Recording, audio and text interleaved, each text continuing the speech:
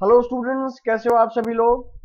I hope आप सब लोग बहुत अच्छे होंगे और अपनी हेल्थ का भी बहुत अच्छे से ध्यान रख रहे होंगे। मैं हूं डॉक्टर सुरेश कुमार यादव और आज हम लोग डिस्कस करने वाले हैं कुछ और practice question of chemical physical and chemical change chapter और उसके एनसीईआरटी क्वेश्चंस हम लोग पहले ही कर चुके हैं। इस वीडियो में हम लोग डिस्कस करेंगे कुछ और प्रैक्टिस क्वेश्चंस। ओके, सो सबसे पहले फिल इन द ब्लैंक्स की बात कर लेते हैं। So in dash change no new substance is form. तो ये आपको बहुत अच्छे से पता है, नो न्यू सब्सटेंस किस में होता है? फिजिकल चेंज में, राइट। तो फिजिकल चेंज में क्या होगा? No new substance is form, right. ये बहुत आसान है।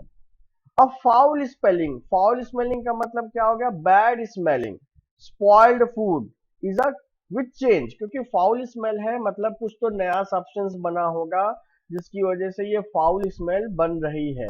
तो जब कोई नया सब्सटेंस बनेगा तो that is example of what? That is example of chemical change. That is example of chemical change, right. Properties such as shape, size, color and state of the substance are known as what? These are known as physical properties. These are known as physical properties. Okay. Now, turning of lime water into milky is a standard of which gas? आपने पिछले videos में देखा होगा कि जब भी आप lime water से कौन सी गैस पास करते हैं जब वो मिल्की हो जाता है? Yes, that is carbon dioxide. जब भी आप कार्बन डाइऑक्साइड को लाइम वाटर से पास करते हैं तो लाइम वाटर बिकम्स मिल्की। और ये जो टेस्ट है that is standard test for carbon dioxide gas. Next, a chemical change is also called a। तो केमिकल चेंज आप इसको कोई भी नाम लिख सकते हैं। केमिकल चेंज में अगर आप देखें तो परमानेंट चेंज हो जाएगा, इरिवर्सिबल चेंज हो जाएगा, है ना। तो दोनों में से कोई भी नाम, कोई भी वर्ड आप यहाँ पर लिख सकते हैं। तो chemical change is also known as permanent change, permanent change. और आप यहीं पर इरिवर्सिबल की भी बात कर सकते हैं, ठीक है। नेक्स्ट, अगर बात करते हैं फोटोसिंथेसिस की, तो photosynthesis is an example of which change. आप खुद ही देखिए, फोटोसिंथेसिस में कार्बन डाइऑक्साइड यूज हो रहा है। यहाँ पर कार्बन डाइऑक्साइड का यूटिलाइजेशन होगा, वाटर का यूटिलाइजेशन होगा और बनता क्या है? ग्लूकोज, है ना। तो आप देख ही रहे हैं कि न्यू सब्सटेंस का फॉर्मेशन हो रहा है। तो जब भी न्यू सब्सटेंस का फॉर्मेशन होगा that is example of what? That is example of chemical change, है ना। ये बहुत आसान है बच्चों, बहुत आसान है, आपको सब पहले से ही पता है। Like burning of any substance. तो जब भी किसी भी सब्सटेंस को बर्न करते हैं आपको कौन सी गैस मिलती है? कार्बन डाइऑक्साइड गैस बनती है और वहां पर वाटर वेपर का फॉर्मेशन होता है। तो किसी भी सब्सटेंस को जब आप बर्न करते हैं तो वहां पर ऑक्सीजन में जब आप बर्न करते हैं ऑर्गेनिक सब्सटेंस को तो कार्बन डाइऑक्साइड और वाटर वेपर बन रहा है। तो इस टाइप की रिएक्शन को आप क्या बोलते हैं? Combustion reaction. और ये कौन सा चेंज हो गया? This is also known as chemical change, right. Conditions for rusting of iron. तो रस्टिंग ऑफ आयरन के लिए कौन कौन सी कंडीशन है बच्चों? आपको पहले से ही पता है। रस्टिंग ऑफ आयरन के लिए दो चीजें मस्ट हैं। पहला, एक तो ऑक्सीजन होना चाहिए और दूसरा क्या होना चाहिए? मॉइस्चर, मॉइस्चर या वाटर। तो मॉइस्चर हमने लिख दिया, ठीक है। तो ये दोनों कंडीशंस हैं रस्टिंग के लिए। और आपको पता है कि रस्टिंग को हम लोग प्रिवेंट कैसे कर सकते हैं? रस्टिंग को हम लोग प्रिवेंट कर सकते हैं by galvanization, by application of oil और grease, by painting and so on, ठीक। Chemical name of vinegar is, chemical name of vinegar is. तो पहले विनेगर समझ लेते क्या होता है। विनेगर फॉर्मूला CH3COOH, ये इसका फॉर्मूला हो गया। कॉमन नेम हो जाता है एसिटिक एसिड, ठीक है, कॉमन नेम हो जाता है एसिटिक एसिड। लेकिन क्योंकि केमिकल नेम पूछा गया तो इसका केमिकल नेम होता है इथेनोइक एसिड, इथेनोइक एसिड, ठीक है। तो केमिकल नेम और कॉमन नेम में डिफरेंस है। कॉमन नेम मतलब जिसको हम लोग बोलचाल की भाषा में बुलाते हैं।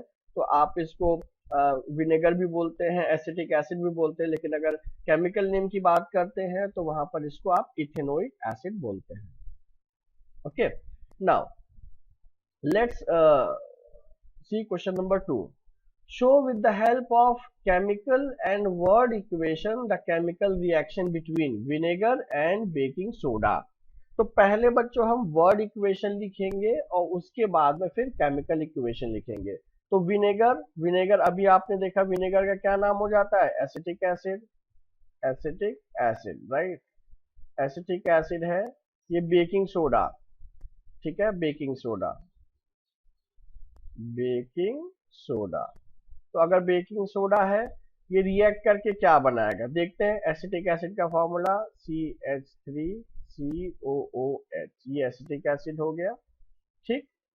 बेकिंग सोडा का फॉर्मूला NaHCO3, ठीक है, ये हो गया हमारे पास NaHCO3, ठीक। तो यहाँ पर किस चीज का फॉर्मेशन होगा, यहाँ पर किस चीज का फॉर्मेशन होगा, यहाँ पर फॉर्मेशन होगा Na2CO3 sodium carbonate plus CO2 plus H2O, इस चीज का फॉर्मेशन होगा। Sodium carbonate plus carbon dioxide plus water का फॉर्मेशन होगा, ठीक है। तो आप इसको वर्ड इक्वेशन में भी लिख सकते हैं। यहाँ पर क्या बन जाएगा, यहाँ पर बन जाएगा sodium carbonate, sodium carbonate, sodium carbonate plus CO2 plus carbon dioxide and water, right. तो यहाँ पर भी आप वर्ड्स में ही लिख सकते हैं कार्बन डाइऑक्साइड एंड वाटर, ठीक है। सिंपल है कि अगर आप विनेगर को रिएक्ट करते हैं विद बेकिंग सोडा तो क्या मिलेगा, यही फायर एक्सटिंग्विशर में भी प्रेजेंट होता है। तो यहाँ पर बनता है क्या है, कार्बन डाइऑक्साइड, वाटर और सोडियम कार्बोनेट का फॉर्मेशन हो जाता है। नेक्स्ट, कार्बन डाइऑक्साइड और लाइम वाटर। तो बच्चों अभी आपने देखा कार्बन डाइऑक्साइड और लाइम वाटर, तो ये हो गया हमारे पास में कार्बन डाइऑक्साइड, कार्बन डाइऑक्साइड और लाइम वाटर, लाइम वाटर, ठीक है। तो जब भी ये रिएक्ट करेगा ये बनाता है calcium carbonate, calcium carbonate and, और क्या बनाएगा, और बनाएगा वाटर।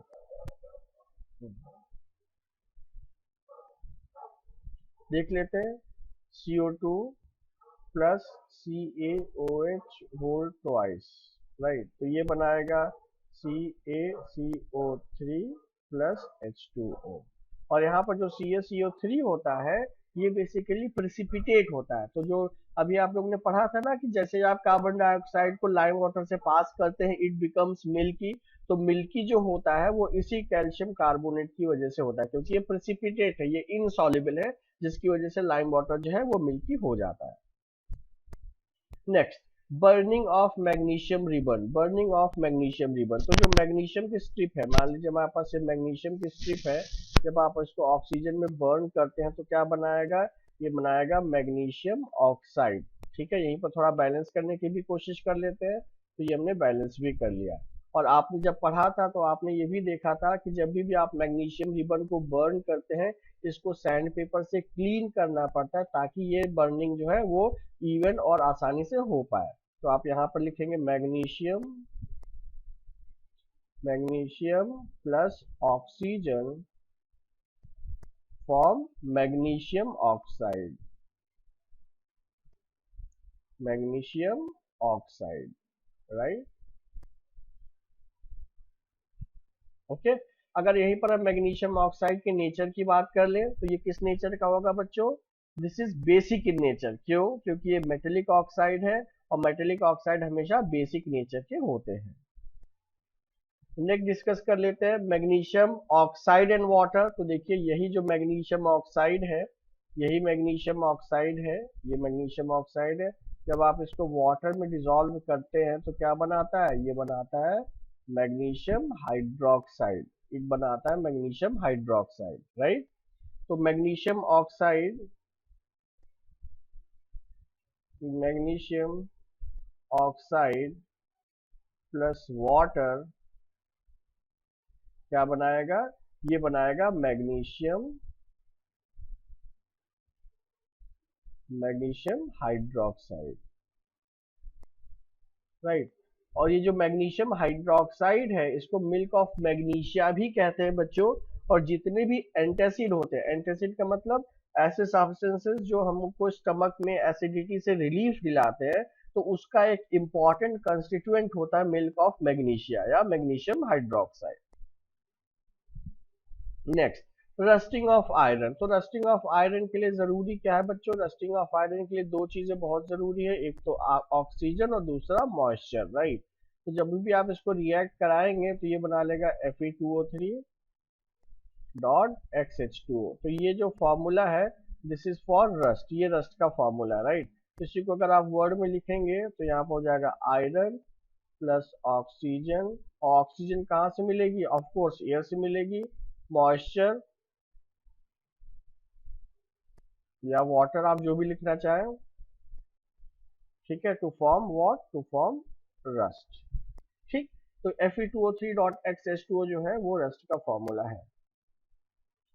नेक्स्ट बच्चों देखते हैं copper sulphate and iron. Copper sulphate and iron, तो सबसे पहले copper sulphate CuSO4 copper sulphate, right. अब आप इसमें आयरन अगर ऐड करते तो होता क्या है, यहाँ पर डिस्प्लेसमेंट रिएक्शन होती है। Fe जो है वो कॉपर को उसकी जगह से हटा देता है, यहाँ पर बन जाता है व्हाट, FeSO4 प्लस Cu। यहाँ पर और मजेदार बात भी है कि पहले कॉपर सल्फेट शुरुआत में तो ये ब्लू कलर का होता है, लेकिन बाद में ये हो जाता है आपका ग्रीन कलर का। जो FeSO4 होता है वो ग्रीन कलर का होता है। तो अगर आप इसको वर्ड इक्वेशन में लिखेंगे तो वर्ड इक्वेशन में क्या हो जाएगा, copper sulphate, copper copper sulphate plus iron will form what, iron sulphate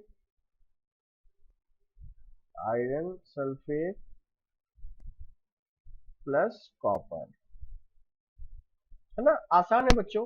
तो ये सिंपल इक्वेशंस है जिनको आप वर्ड फॉर्म में और केमिकल फॉर्म में भी लिख सकते हैं। Next, what is galvanization, how can we define galvanization. तो बच्चों आपको पता ही है कि what is galvanization, deposition of a thin layer of zinc over iron to prevent rusting is called galvanization. तो किस चीज का डिपोजिशन होना है, हमेशा जिंक का डिपोजिशन होना है, ठीक है। Next, which of the following statement is incorrect for a chemical reaction, incorrect है तो जरा देख लेते हैं। तो heat may be given out but never absorbed, ये तो थोड़ा गड़बड़ सी बात है। साउंड में भी प्रोड्यूस, ये तो ठीक ठीक लग रहा है। या कलर में चेंज, ये भी ठीक लग रहा है। गैस में भी इवॉल्व, तो ये कुछ, ये जो पार्ट है बट नेवर बी एब्जॉर्ब, ये तो गड़बड़ है ना। आपको पता है कि बहुत सारी ऐसी रिएक्शन है जो कि हीट एब्जॉर्ब करती हैं, और उन रिएक्शंस को आप क्या बोलते हैं, एंडोथर्मिक रिएक्शन। उन रिएक्शंस को आप क्या बोलते हैं, endothermic reactions. which of the following is a physical change, next question है, which of the following is a physical change। तो rusting of iron is example of chemical change। combustion कोई भी होगा that is chemical change। burning of candle that is chemical change। melting of wax जो होगा that is example of physical change, है ना। तो ये तो आपने पहले भी पढ़ा हुआ है। ओके, फिर से एक और question, which of the following is a chemical change. So twinkling of stars, cooking of vegetables, cutting of fruits, boiling of water. तो देखते हैं ट्विंकलिंग ऑफ स्टार्स। तो आखिर स्टार्स ट्विंकल क्यों कर रहे हैं, क्योंकि जो एयर है बीच में उसका मूवमेंट हो रहा है, वेरियस रिफ्रैक्शंस हो रहे हैं, इसकी वजह से वो ट्विंकल करते हैं। कटिंग ऑफ फ्रूट, अगर फ्रूट को आप कट कर रहे हैं तो कट करने से पहले और कट करने के बाद भी वो फ्रूट ही है, कोई चेंज नहीं हुआ। बॉइलिंग ऑफ वाटर, आपको पता ही है फिजिकल चेंज है। लेकिन कुकिंग ऑफ वेजिटेबल्स की अगर हम बात करते हैं, तो आप किसी भी चीज को अगर कुक कर रहे हैं तो उसमें जो प्रोटीन स्ट्रक्चर है या जो उसके अंदर का मटेरियल है वो एंटायरली बदल जाता है, right. So that is example of chemical change. तो ये यहाँ पर that is example of what, that is example of chemical change, ठीक है। तो बच्चों आई होप आपको ये प्रैक्टिस क्वेश्चंस कुछ समझ में आए होंगे। आपको बहुत सारे क्वेश्चंस पहले भी आते थे, ठीक है। तो मिलते हैं हम लोग नेक्स्ट वीडियो में मोर प्रैक्टिस क्वेश्चंस के लिए। Till then stay fit and stay healthy.